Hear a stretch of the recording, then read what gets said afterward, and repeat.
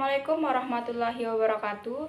Perkenalkan, saya Lydia Rosdayanti dengan NIM IPN 211031 semester 2, Prodi Ekonomi Pembangunan Fakultas Ekonomi Universitas Cardropa.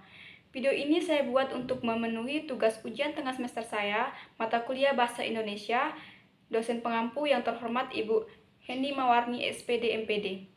Di sini saya akan menjawab berbagai pertanyaan. Yang pertama, sejarah singkat bahasa Indonesia. Bahasa Indonesia lahir pada tanggal 28 Oktober 1928. Unsur ketiga dari Sumpah Pemuda merupakan pernyataan tekad bahwa bahasa Indonesia merupakan bahasa persatuan bahasa Indonesia. Pada tahun 1928, bahasa Indonesia telah dikukuhkan kedudukannya sebagai bahasa nasional. Bahasa Indonesia dinyatakan kedudukannya sebagai bahasa negara pada tanggal 18 Agustus 1949 karena pada saat itu Undang-Undang Dasar disahkan sebagai Undang-Undang Dasar Negara Republik Indonesia yang menyebutkan bahwa bahasa negara ialah bahasa bab 15 pasal 36. Selanjutnya, alasan bahasa Melayu disebut sebagai cikal bakal bahasa Indonesia karena bahasa Melayu sudah merupakan bahasa perhubungan dan perdagangan. Sistem bahasa Melayu sederhana, mudah dipahami karena dalam bahasa Melayu tidak dikenal tingkat bahasa. Suku Jawa, suku Sunda, dan suku lainnya sukarela menerima bahasa Indonesia sebagai bahasa nasional dan mempunyai kesanggupan untuk dipakai sebagai bahasa kebudayaan dalam arti yang luas. Selanjutnya, pengertian bahasa. Bahasa adalah alat untuk berinteraksi atau alat untuk berkomunikasi dalam arti alat untuk menyampaikan pikiran, gagasan, konsep, atau perasaan.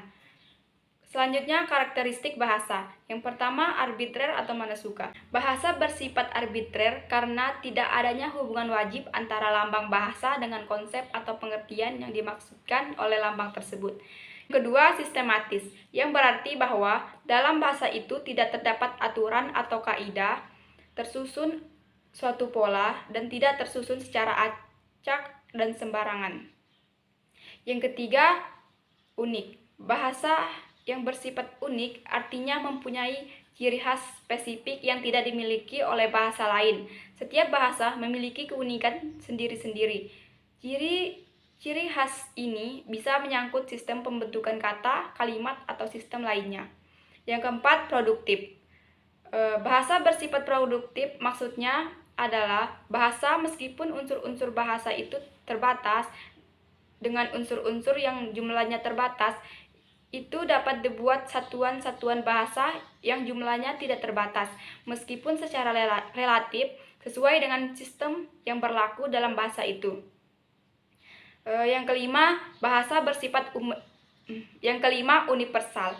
Bahasa bersifat universal diartikan bahwa di dalam seluruh bahasa yang ada di dunia ini, setiap bahasa memiliki ciri-ciri yang sama. Misalnya dalam tataran ilmu bahasa terdapat ilmu fonologi, morfologi, sintaksis, dan semantik. Selanjutnya, fungsi dan kedudukan bahasa Indonesia. Bahasa Indonesia berkedudukan sebagai bahasa nasional dan bahasa resmi negara.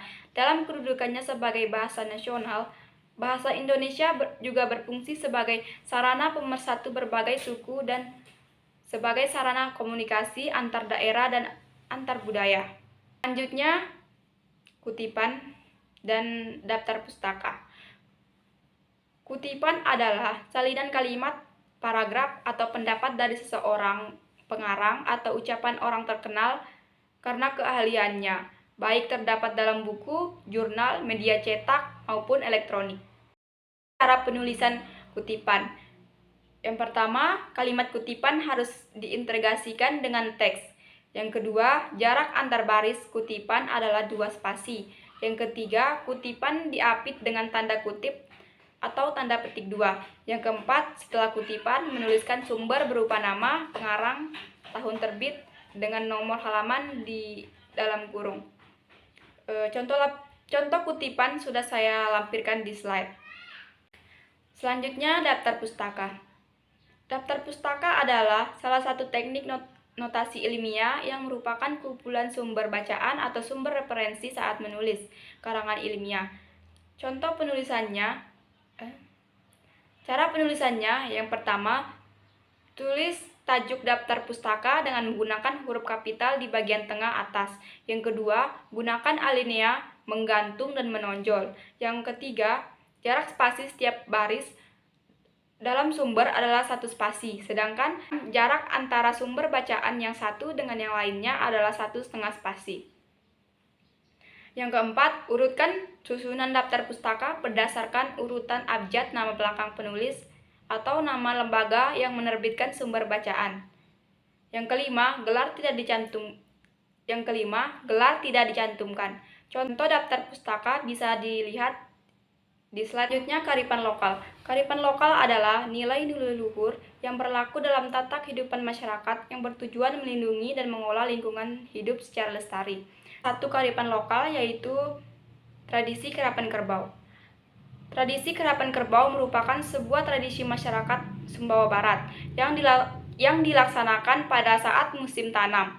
Tradisi ini dilaksanakan dalam lokasi persawahan berlumpur yang telah digenangi oleh air. Nilai dalam tradisi kerapan kerbau, jika dilihat dari segi sosial, tradisi ini dijadikan sebagai sarana silaturahmi dalam antrian puncaknya. Bahasa yang baik dan benar. Bahasa Indonesia yang baik berarti bahwa kita harus menggunakan bahasa yang sesuai konteks berbahasa yang selaras dengan nilai sosial masyarakat. Sedangkan bahasa yang benar ialah bahasa yang sesuai dengan kaidah atau aturan berbahasa Indonesia. Jadi, bahasa yang baik dan benar adalah bahasa yang sesuai dengan kaidah kebahasaan dengan mempertimbangkan situasi yang dihadapi. Mungkin itu saja yang bisa saya sampaikan. Sekian dari saya. Wassalamualaikum.